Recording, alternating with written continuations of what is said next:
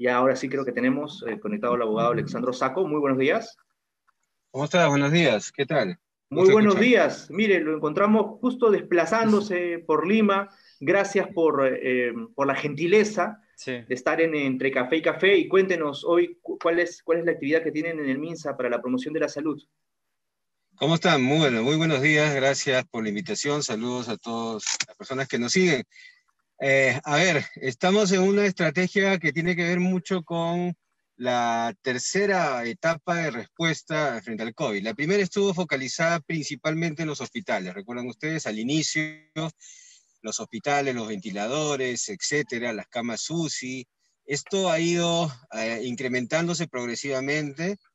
Es insuficiente para la magnitud de la pandemia, pero digamos que el esfuerzo que se ha hecho de incremento de atenciones, de camas, etcétera, ha sido el más grande de verdad en la historia, creo, del país, pero en una situación en la cual se demanda muchísimo más. La segunda etapa tuvo que ver con ya la elaboración de equipos de respuesta rápida, o sea, ya no era el hospital solamente, sino que había un call center y más de 300 equipos de respuesta rápida salen todos los días a Lima a visitar a las personas haciendo una priorización de las llamadas, porque también entran, por decirte, no sé, 3.000 llamadas, por decir un número, pero los equipos no se pueden dar abasto para todas, entonces siempre queda un remanente. Entonces, en ese tercer punto es donde se están habilitando los llamados puntos COVID, 150 establecimientos de primer nivel en Lima, que están implementándose para que haya ahí un equipo médico, la prueba rápida o molecular y la entrega del medicamento. Pero como ya se trata del primer nivel y estos establecimientos están en los barrios, digamos, de nuestra ciudad,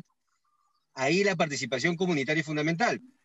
Por eso estamos promoviendo con bastante fuerza y al amparo de la normativa existente, tanto general como en el marco del COVID, hay normativa que promueve, garantiza y reconoce la participación comunitaria, la conformación de comités comunitarios de lucha anti-COVID en todos los barrios y distritos que tengan interés y que tengan organizaciones activas para que ellos puedan difundir prácticas de cuidado y además relacionarnos con su establecimiento de salud. En Bien, eso señor. estamos ahorita.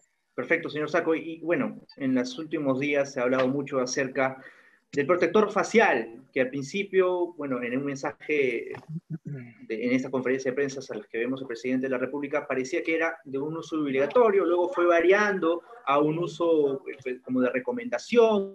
El protector facial, me refiero a la careta, esta acrílica que se está comercializando, para el uso en el transporte público, al menos que podría ser obligatorio. Hoy, ¿cómo va esta medida? ¿Es obligatoria? ¿Es solamente una recomendación?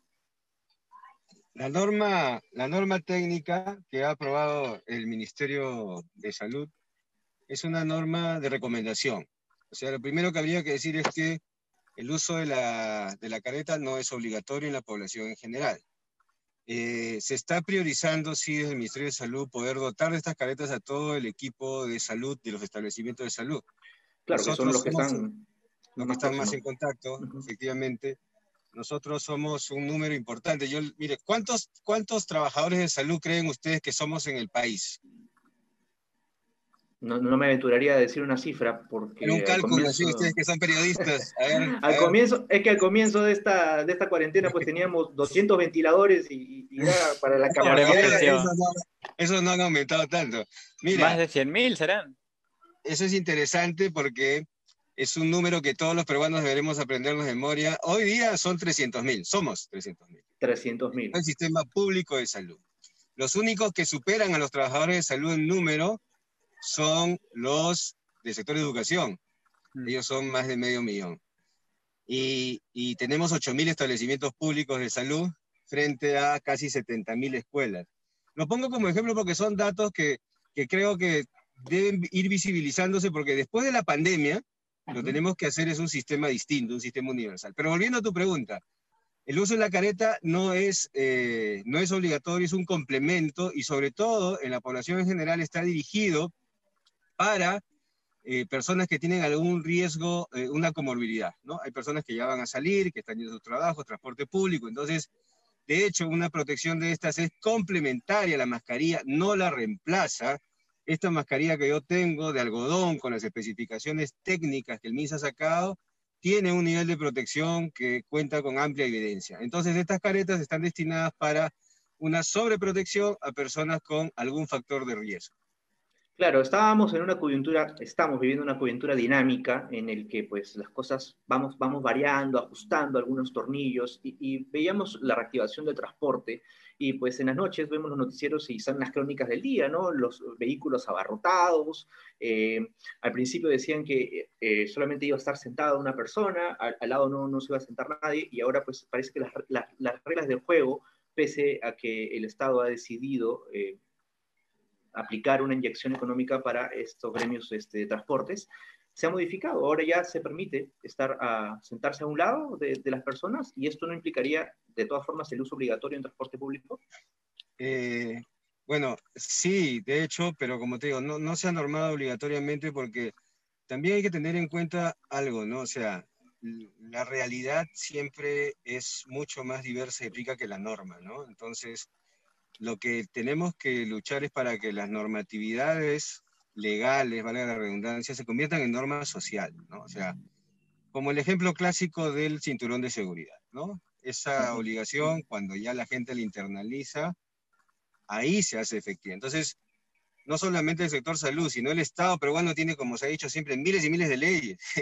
El tema es que las cumplamos. Y la única manera de cumplirla es generando la conciencia de que estamos en una etapa, o sea, el virus no ha acabado, y ustedes lo decían hace un momento, o sea, esto no ha acabado y todavía tiene un periodo de tiempo importante. Los más importantes médicos, científicos, ahora están luchando para medicamentos, para vacunas, pero también nos están diciendo que este virus es mutable, es algo nuevo, y que no estamos enfrentados, ni siquiera como país, sino como humanidad, a una situación de esta envergadura. Entonces, esos mensajes tan sencillos, lavado de manos, distancia física entre personas y protección sencilla, hay que seguir dándole y dándole para que la gente lo pueda internalizar. Claro, doctor. Vamos a hablar un poco de lo que son las cifras y los números. Por ejemplo, desde hace unos días, varios diarios han estado sacando de que se están reportando más casos de gente que sale de UCI o de que se cura, entre comillas, del coronavirus. De la gente que se enferma se registran casos. ¿Cree eso que es algo alentador o creemos, o en verdad lo que deberíamos hacer es simplemente mostrar que debemos ser más precavidos para poder evitar más contagios, ¿no? A largo plazo, que creemos muchos que esto es una meseta y que luego de que ya se cerró la cuarentena van a haber muchos más casos. Claro, eso lo vamos a ver con los resultados de una medida, siempre dan en un par de semanas, se comienzan a observar, pero sí hay data que efectivamente está señalándonos que hay más casos ya que salen de alta, digamos, que los nuevos que aparecen. Pero como el mismo ministro ha dicho varias veces, no es una sola pandemia. La pandemia de Lima es distinta a la del norte o la de la selva, etcétera. Y de hecho, ahora que ya las cuestiones se han normalizado, entre comillas, todavía no tenemos certeza de qué va a pasar de acá a un par de semanas. Por eso es tan importante que no bajemos la guardia. Y ahí la gente tiene que entenderlo. No estamos en una época normal. Esta es una enfermedad que no tiene todavía cura ni vacuna y por eso tenemos que ser igual o más de cuidadosos. En esta tercera fase, señor Saco, era también pues que la reactivación de los restaurantes, incluso los vuelos comerciales pronto.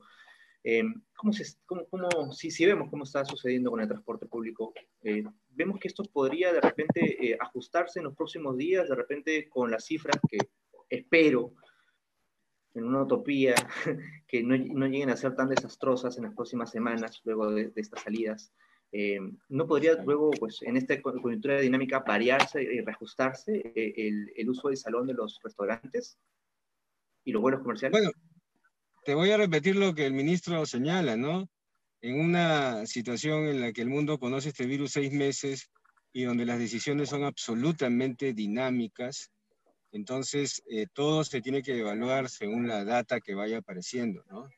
Entonces hemos iniciado esta semana con esta nueva etapa, pero la información clara ya va a estar todavía unos días o semanas más adelante, ¿no?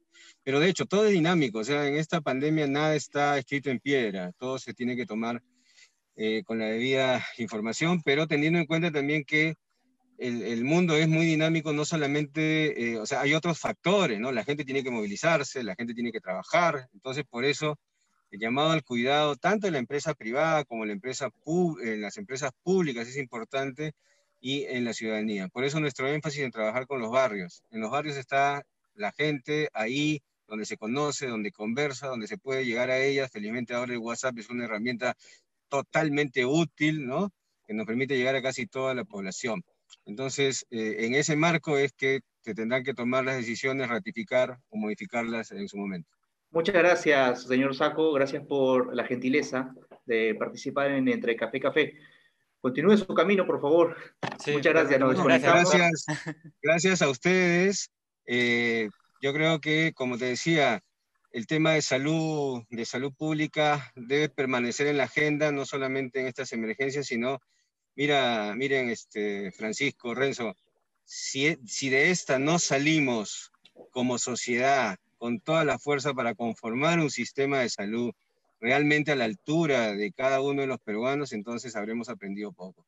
No Sí. podemos seguir aceptando nuestros establecimientos, nuestras precariedades y todo eso, porque para construir una sociedad justa necesitamos educación y salud, Muchas básicamente. Entonces, gracias. meterle todo el impulso. Gracias a ustedes. Así Muchas es. gracias, doctor Muchas Alejandro. gracias.